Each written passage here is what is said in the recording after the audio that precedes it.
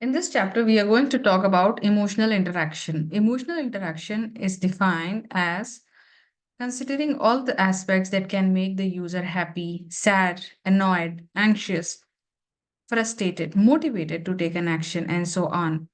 However, translating this knowledge into the different aspects of user experience while trying to access the systems or app or machines is not very straightforward.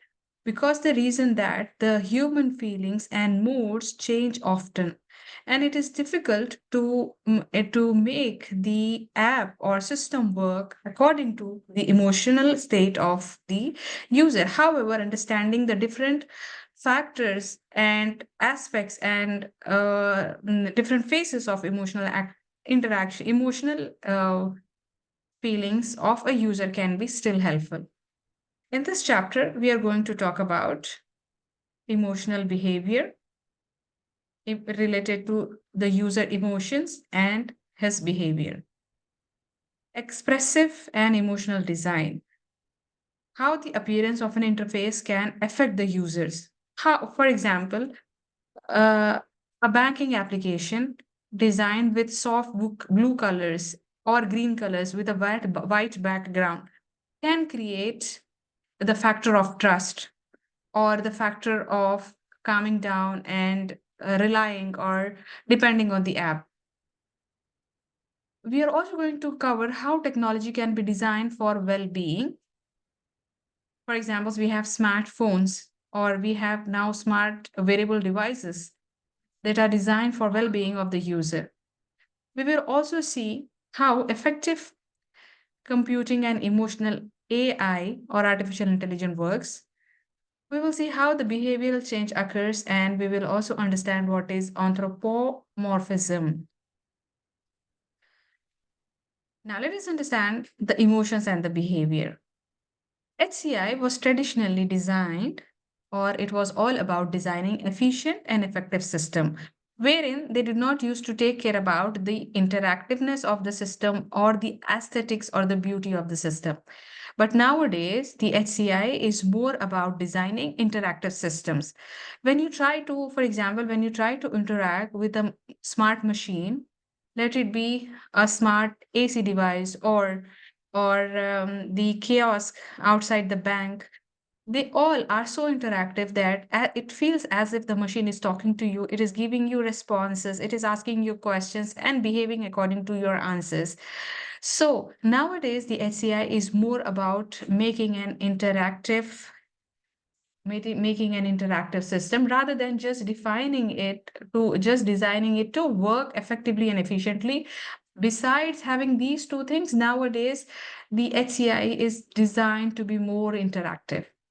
For example, uh, uh, like the machines respond to the users in a certain way to make them happy or to be trusting or to learn or to be motivated. For example, if you see many online courses, they encourage their users to learn. For example, in the Udemy, if you have experienced the Udemy learning, they ask you to fix a time. For example, many apps in the mobile phone also for learning for learning any new thing, they give you so many motivations like completion of milestones, or they tell you to make a learning clock. For example, every day 2 hours of learning.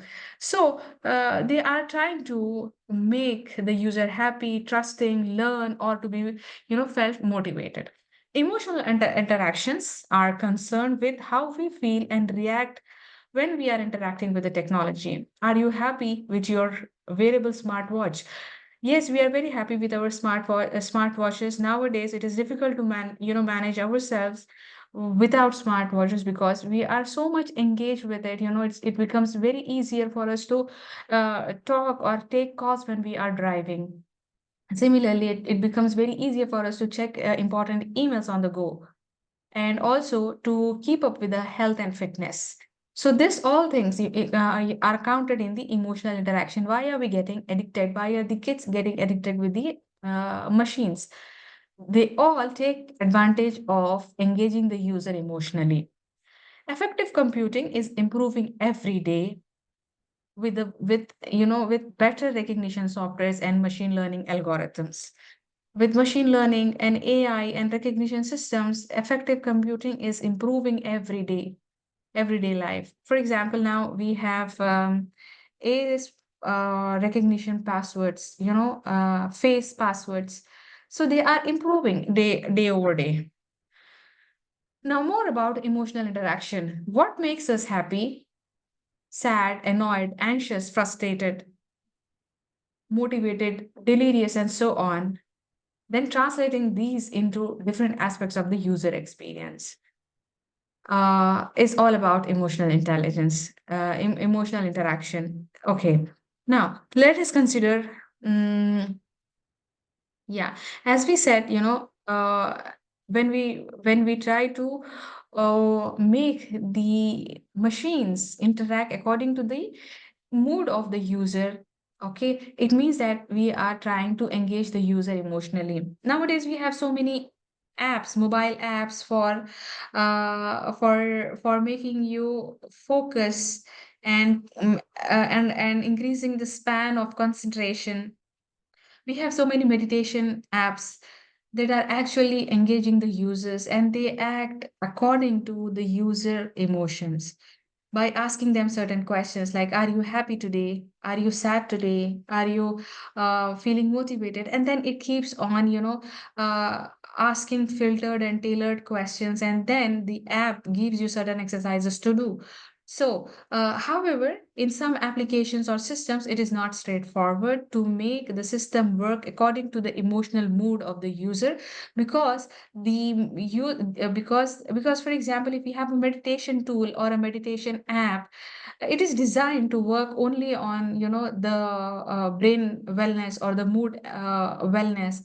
However, if there is certain systems like Sehati, or if there are systems like Upshare, or systems like that deal with not the health aspects in specific, but in general aspect, then it is difficult to change the apps according to the user feelings, because the feelings and the mood changes often. Someone might have a different reason to be happy. For example, they would like the sunshine.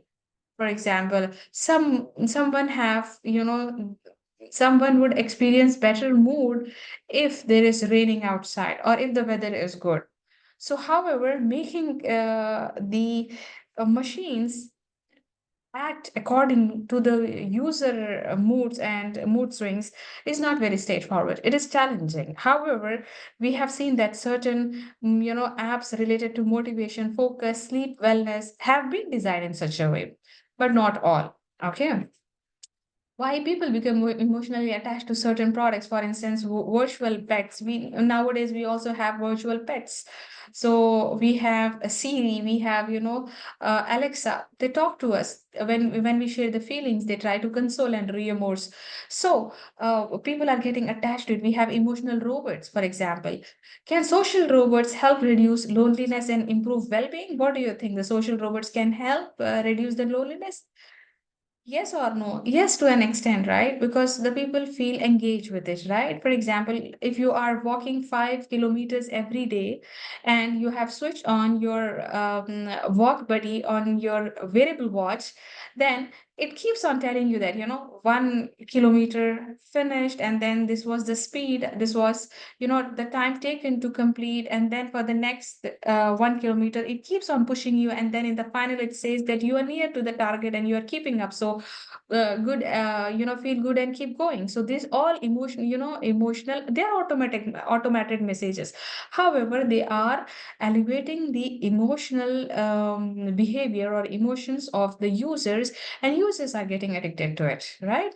Now, how to change human behavior through the use of emotive feedback is our aim. Like, how should we change the human behavior through the emotive feedback? Like, how to make them feel better with the technology, or the use of technologies in a better way. Activity. Now, Now, now let's, this is an activity. Try to remember the emotion you went through when buying a big ticket item online. Okay, for example, your laptop or your smartwatch or your computer or some special thing that you cannot find in Jarir or in Extra, but you try to order it online from US Amazon or something like that. Now, when you try to do it, when you're trying to buy something that you were wishing to buy from a long time and you finally got it onto the website, please remember, try to remember how different emotions have you gone through. For example, considering the different emotions you experience for a common everyday activity, for example, shopping online for a product such as a new phone, washing machine, or a vacation. Firstly, there is realization of needing it or wanting it, and then a desire and anticipation of purchasing it, right? This is followed by the joy or frustration of finding out more about the products that are available and then deciding which to choose from potentially hundreds or even thousands of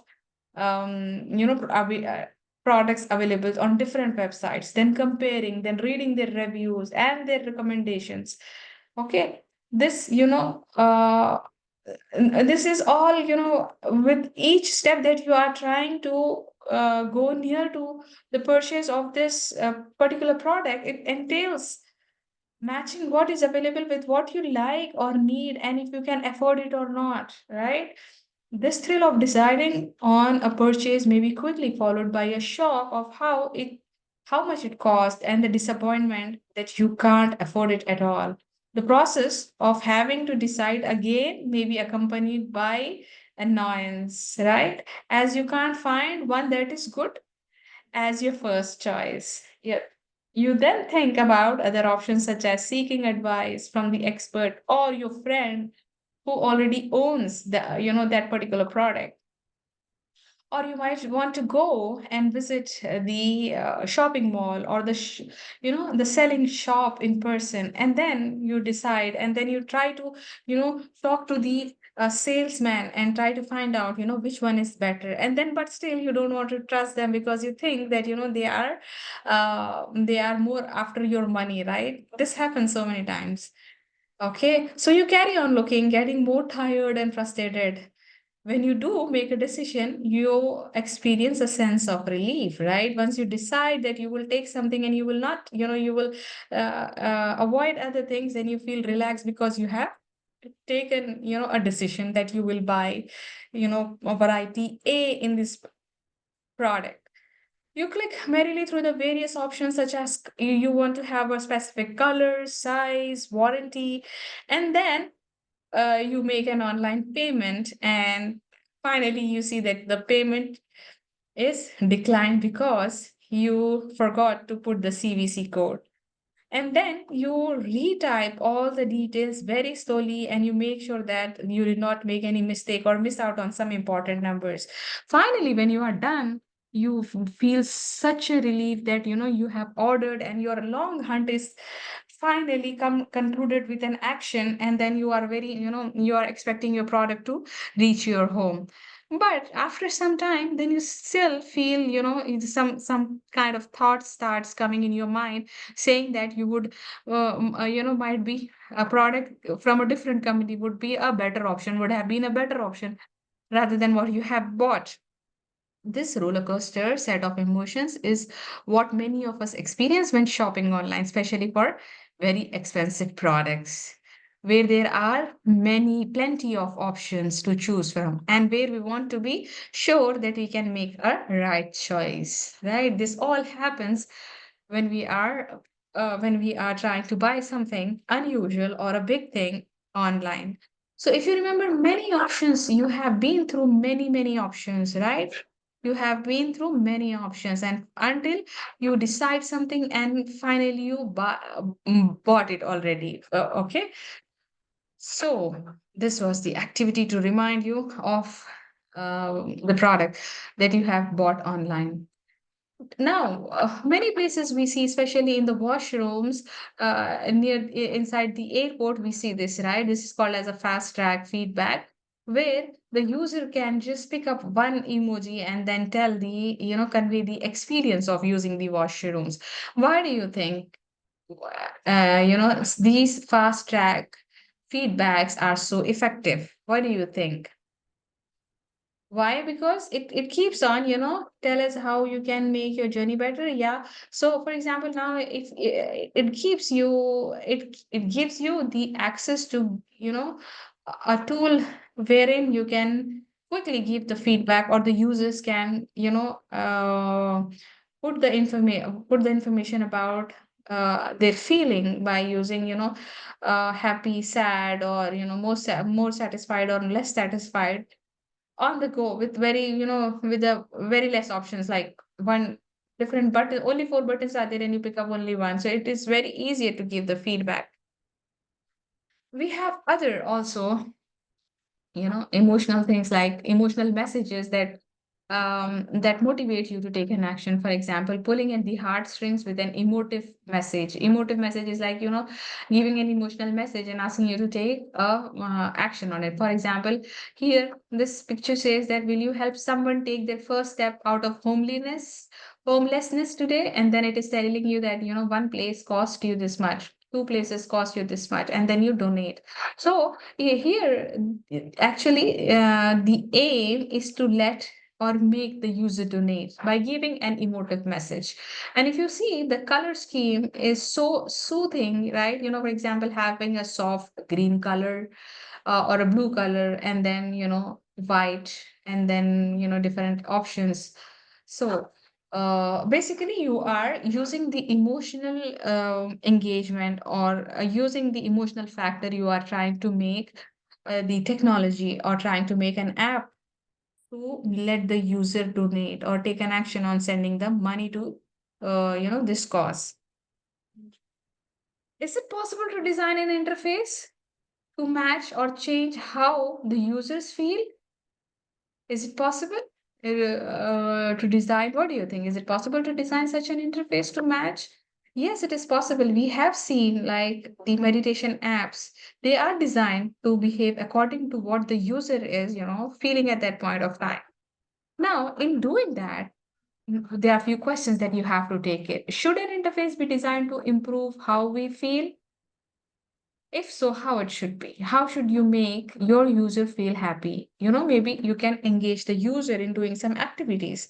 And then on each, correct activity, you can give them some bonus points. And then keep on, pushing, keep on giving them some good interactive or motivating messages. And finally, let them complete the task, whatever the task your app is designed for. Our moods and feelings are continuously changing, right? The user moods and feelings continuously change.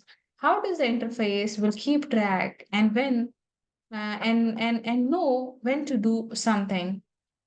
Again, fitness apps. Again, the meditation apps are very good example. They keep track of the user emotions by asking so many questions, and then they behave according to the answer provided to them.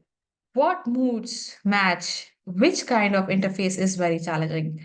You need to find out what is the mood of the user, and then make, the interface according to, make that interface functional according to the mood of the user. Another question what you have to take care is to find out how would you design an interface for when someone is happy or angry or sad or bored or focused. For example, in some universities, and also with me, if a student gets very good grades, in the final exam, then I try to send them, a message saying that you're doing very good and you should keep up with this, like, so they are happy, and then I'm trying to make them, feel more happier with the acknowledgement message from my side, or I'm trying to tell them to keep up with their good, studies. Sorry. Similarly, if someone fails or gets a bad grade, then I try to send them a message saying that, saying them that you are still a very good student. It is only that you need to, give more hours in studying, and become more conscious about your study work or homework or a classwork. They are sad already. they are, they feel lost already, but with a message they feel better, because now I have seen their response when they come back to the college. They are, not hesitant to meet, but they feel comfortable to come and talk, and then understand like how to make up their mistake, how to make up from their mistake, and improve over time. So how do uh, emotions affect the behavior, or how the behavior affects the emotions? Does being angry make someone concentrate more better or distracted? There are some people in our family also, when they are angry, they do more work. They are very quick at work, right? However, when there are some other people also around us, when they are sad, they cannot concentrate, right? So, what do you think? What kind of a person you are? When you are happy, do you take more risk, such as spend more money or buy more? When you are happy, do you buy more, or when you're sad, you buy more? uh, Burmester and his team in 2007 have come up with a study. They argue that the relationship is more complex than a single cause and effect model. What is a cause and effect model? Based on some cause, when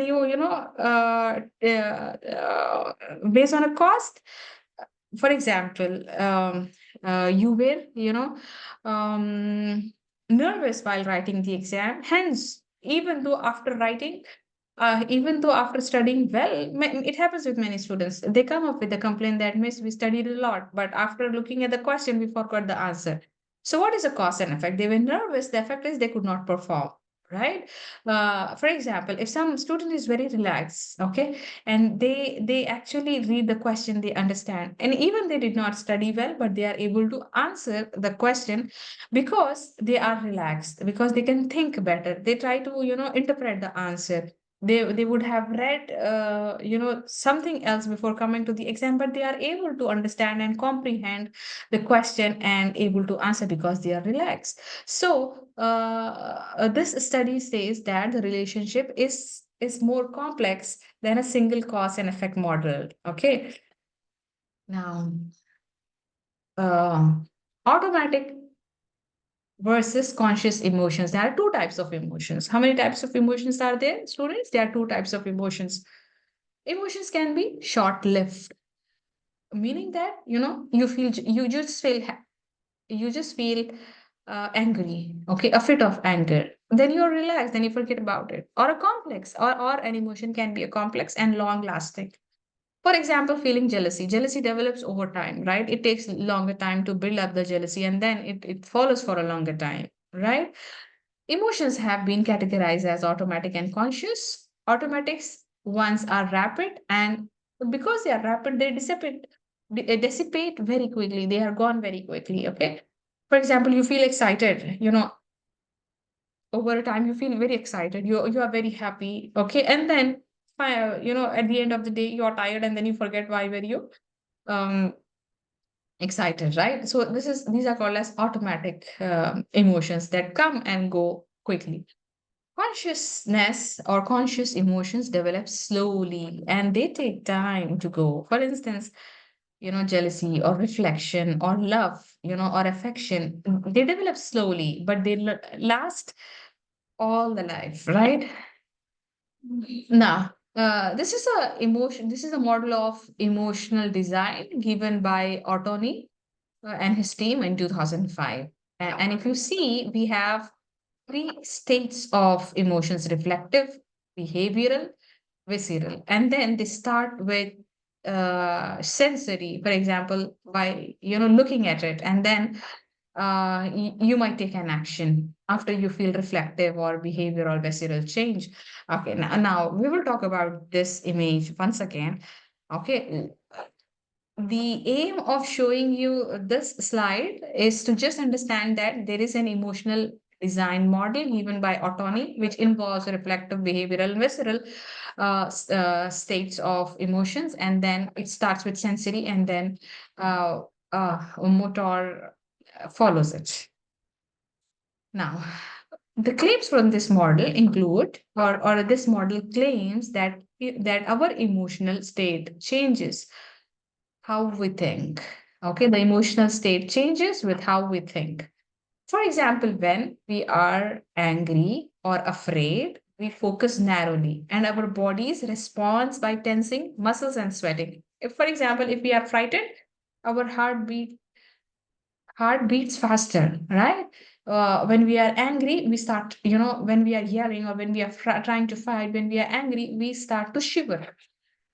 More likely to be less tolerant. We cannot tolerate it. This, tolerance goes down when we are angry or afraid.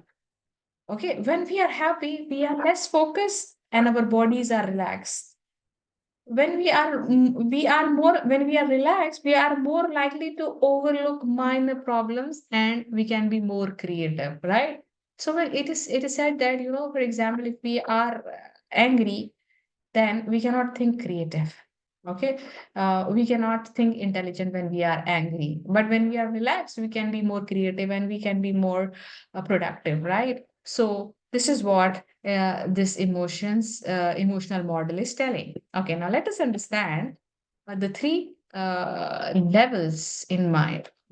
The first level in mind is visceral, then behavioral, and then reflective. Okay, so these are the three levels in mind. So designing now, when we want to try, we want to, our brain can think visceral, our brain can be behavioral, or it can work in the reflective mode.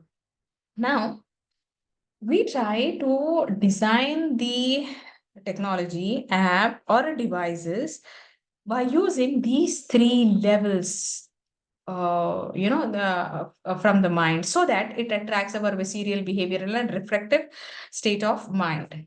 Okay, now let us see what is visceral. Visceral, this stage of mind refers to refers to get attracted with look and feel, and you know how good it sounds, how good the app, application, or system or device sounds.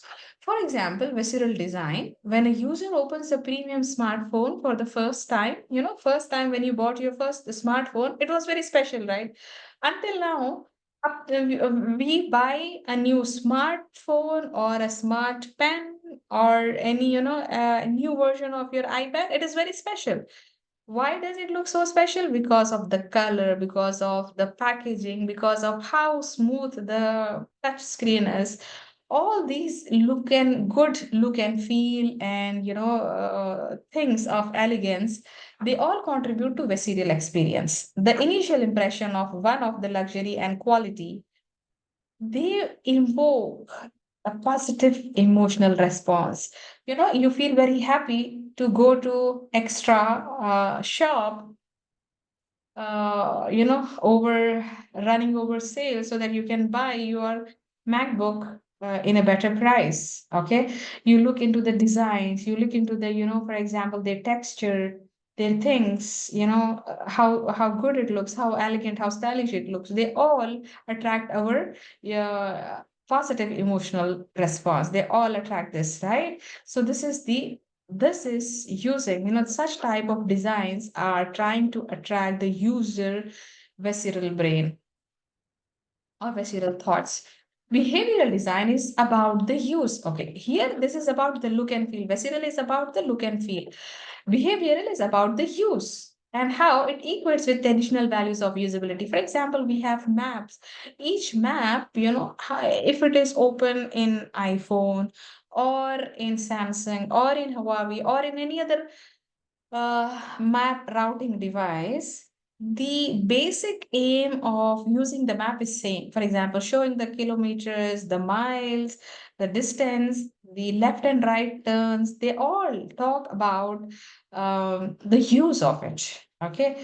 Uh, this is this is called as behavioral design. Okay, wherein you are trying to inspire or attract the behavior state of mind. Okay, reflective design. The reflective design is all about considering the meaning and personal value of the product. Okay. Now, what do we mean by the personal value and meaning of the product? For example, reflective design allows you to visualize, the results after using a product. For example, consider a personalized fitness app according to your weight and height and your eating habit and your routine and the way how you work. They try to give you, for example, everyday task to complete, like walk 5 kilometers every day. Okay, and then it is trying to tell you that what is the heart rate, what is the pulse rate, and then it tries to tell you, keep account of these important vital signs over time, and then it tells you that you have lost maybe the percentage of diabetes is reduced, or cholesterol is reduced, and they're trying to make you feel better.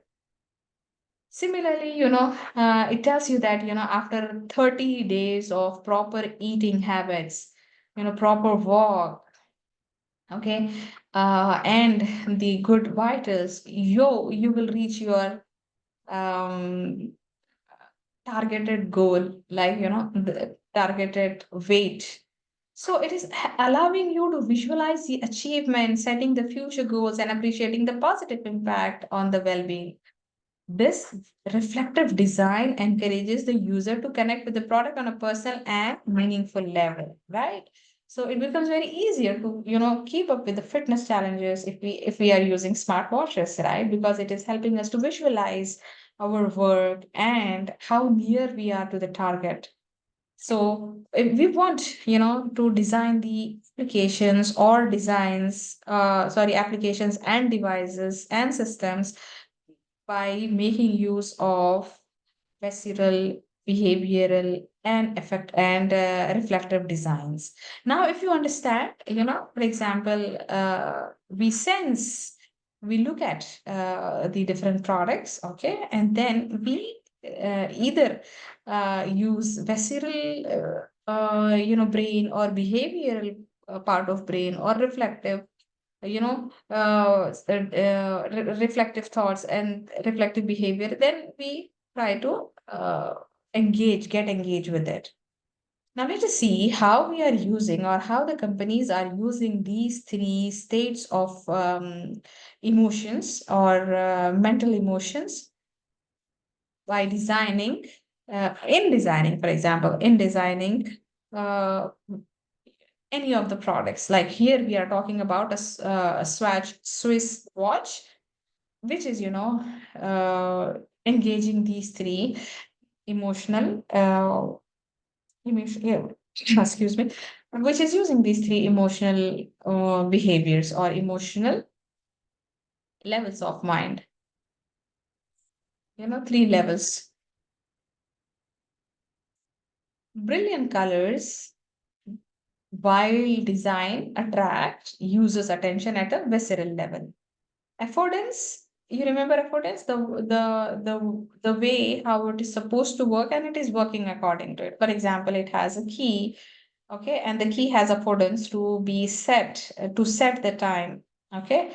So affordance of the use at the behavioral level. This is a watch, okay. However, it is so beautiful. Even our smart watches are very beautiful, but it can give us, notifications, alarms. It can give us, drinking water notification, or it will tell us, it will send us WhatsApp messages, it will send us emails, but still it is a watch. It is working like a watch. It is showing me what it is supposed to show the time. So this all things comes in the behavioral level. It is, designed, or it has the affordance of use at the behavioral level.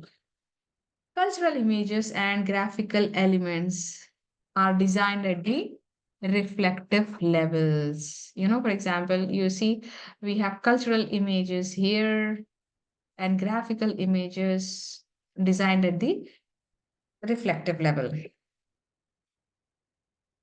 Okay, sorry, where did we go? Okay, almost. Okay, now let's see. Very interesting thing. This is called as wheel of emotion. It is a concept associated with psychology, particularly in the study of emotions and emotional experience. One notable representation of the wheel of emotion is the circumplex model developed by Robert Ulchik. What does he do? What does he say? He says that the wheel of emotion is a circular diagram. Yes, it is a circular diagram that illustrates the relationship among various emotions. The model is based on the premise that there are how many? Eight. There are eight emotions. Okay, one, two, three, four, five, six, seven, eight. One, two, three, four, five, six, seven, eight. Eight emotions are there. Okay, each emotion on the wheel starts from the most intense to the most lightest state of a particular emotion. For example, if it is love, then it starts with, you know, less love, then acceptance, then trust, then you start admiring. Similarly, optimism, then you have, you know, efficacy at the highest level, serenity, joy, then efficacy. So as the color is getting darker, the emotion is getting intense. And if you see, there are different colors for each emotion. Okay, so um, positive model suggests that complex emotions are blend of combination of these primary emotions. Sorry, research and psychologists use the wheel of emotion to study dynamics of emotional experience, the relationship between different emotions, and how individuals may uh, transit from one emotion to another emotion.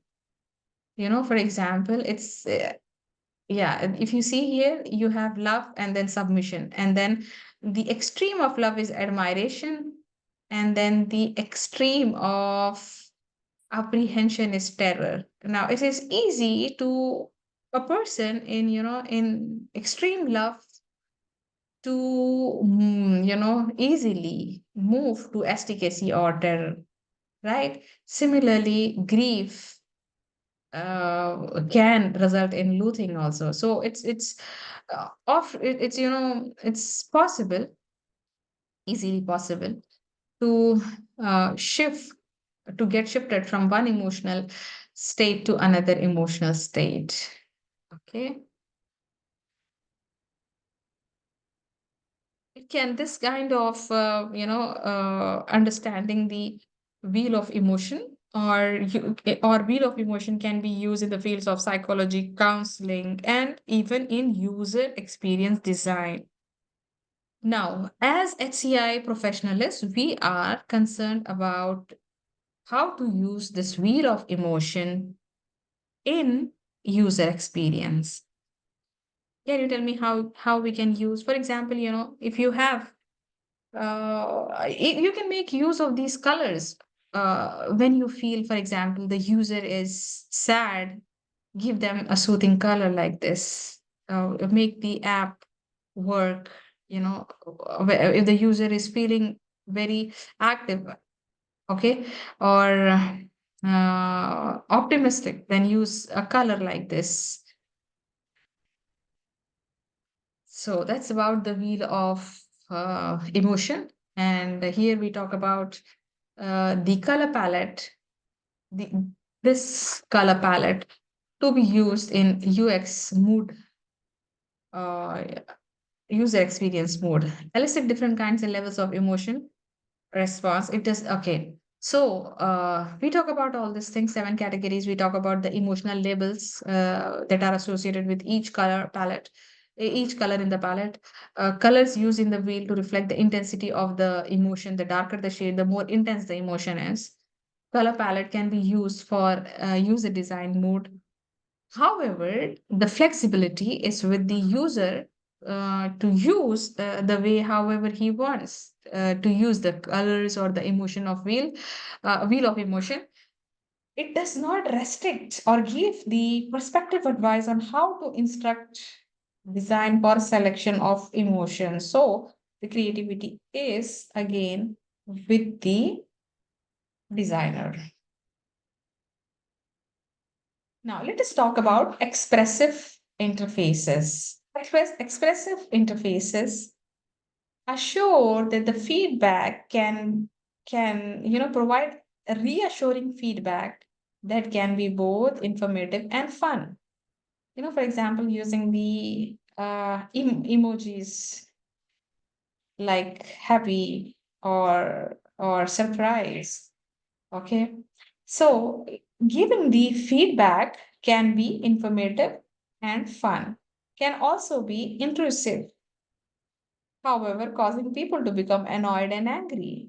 Color icons, sounds, graphical elements, and animations can be used to make the look and feel of an interface appealing and convey an emotional state with that. In turn, this can affect the usability of an interface. For example, people are prepared to put up with certain aspect of interface even if the system is slow, but because they like the end result is going to be appealing and beautiful, so they keep up, for example, with the slow internet or download rate also.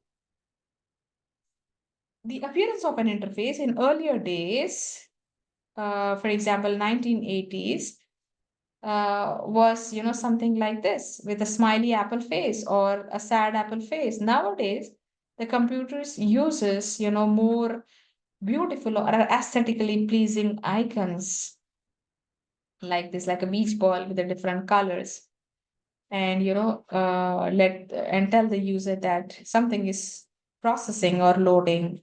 Okay, the design of a thermostats in earlier days was was something like this. It was more of utilitarian and dull. What do we mean by utilitarian? It means designed to be useful or practical rather than attractive. We don't want things to be attractive at that time, back in those days.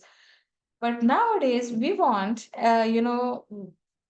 aesthetically pleasing design. For example, if this is a thermostat and then the temperature is cool, we see a different color here, and then you see a green leaf. If the temperature is hot, we might see this blue button getting changed into the red color. So aesthetically pleasing, but still doing short job. Only minimalistic as an aesthetically pleasing design. Minimal means doing very, just showing just doing the thermostat function, like how it is just showing if the room temperature is hot or cold, that's it doesn't have any more thing to do with. Okay, so and just telling and displaying it in a shorter way. So this is related to the design now and earlier days. Design of websites can be aesthetic as well. For example, the Levis jeans, they have their website beautifully designed. We have so many websites beautifully designed which attract the user to use them over their um, counter or counterparts or over their competitors. So, this is the second half of chapter 6 that we will cover in the next session. So we stop in the slide number 24. Thanks for watching.